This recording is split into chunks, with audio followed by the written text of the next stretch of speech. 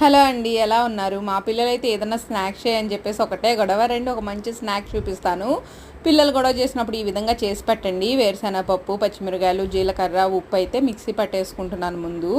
ఎందుకంటే ఈ సగ్గుబియ్యం వడలు నేను నార్త్లో ఉన్నప్పుడు నేర్చుకున్నానండి. వాళ్ళు ఉపవాసాలు చేసేటప్పుడు ఎక్కువగా తినేవాళ్ళు.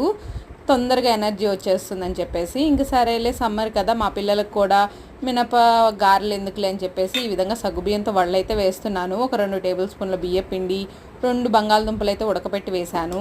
ఆ తర్వాత ఇందాక మిక్సీ పట్టుకున్నాం కదా, అది కూడా వేసేసి లాస్ట్లో కొంచెం పసుపు, కొత్తిమీర, చిటికెడంత చాట్ మసాలా వేసామంటే చాలా టేస్టీగా ఉంటుంది.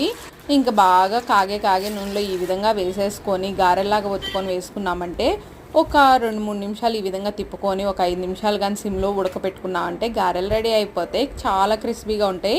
దీంట్లో నంచుకోవడానికి టమాటా సాస్. మీరు ట్రై చేసి ఎలా వచ్చిందో కామెంట్ చేయండి. Bye friends.